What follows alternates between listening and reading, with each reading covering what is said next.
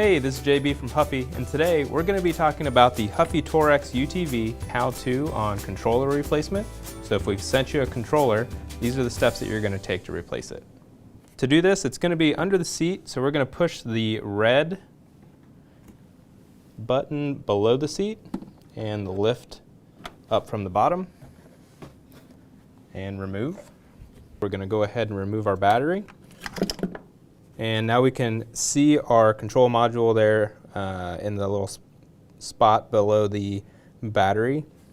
What I'm going to recommend here is you take a camera, grab your phone, take a picture of how all of these wires are connected here and the orientation of each one of the plugs, because we're going to be unplugging those and plugging them into your new control unit.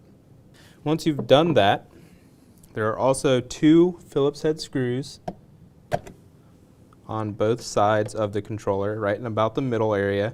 They're a little difficult to see, but they are down there, so you're going to be removing those as well. But before I do that, I'm going to go ahead and remove my harnesses here.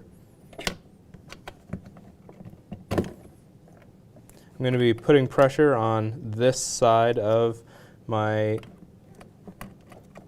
wiring harness to remove it. Be really careful with the last one over here, as it is a little bit more delicate. 3 different pieces here, and you're going to try to unplug them all. So there's 1, 2, this third one. All right, and so on these you're going to be pushing right at the top here on each one to remove it.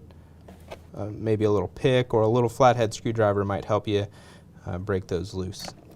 So now that we have those all disconnected, I'm going to move them out of the way just a little bit here, as much as I can.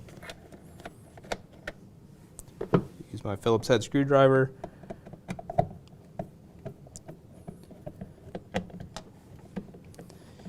And remove these screws. These are number 2s.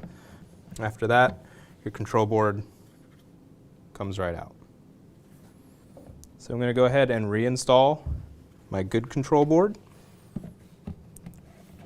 It's exactly opposite of what we did for removing. So I'm going to get my 2 Phillips head screws. And just a quick tip, if you want, you can kind of get them started just a little bit.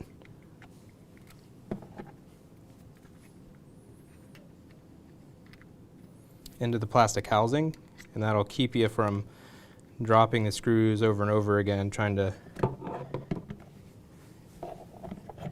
get it into place. So I'm going to align the first one, start screwing it down. Before I get that one tight though, I am going to start the other one.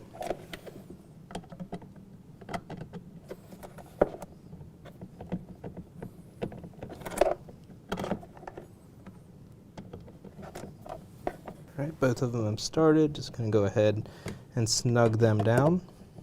Doesn't take a ton of force, just good and snug. Pull up on your controller. Your controller may move around just a little bit. It's mounted to plastic, so there's going to be a little bit of wiggle. Once you have that done, you're going to go ahead and reinstall your plugs. We're going to start with the last one that we unplugged. So the wider one only has one place to go. It's going to go in there. I'm just going to use my thumbnail to make sure that it's clicked in place. You should hear an audible little click. All right, your next one is your 2-pin. It only has one place to go as well. And the last of the small ones is the 3-pin. They've all clicked in. So we're going to go ahead and replug our large connectors in here. One with the blue wires goes in to the side over here. And you're going to notice that your remaining connectors are just a little bit different.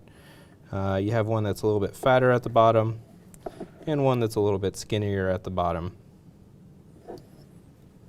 Just be aware that the one that's a little skinnier will fit into the slot designed for the one that's a little fatter, So make sure you don't put that one in the wrong spot. So the skinnier one is next, and then the fatter one is last. All right, so that wraps up our controller replacement. You're gonna go ahead and put your battery back in, get it plugged up, and test to make sure that everything works properly. After that, you can put your seat in and have at having fun.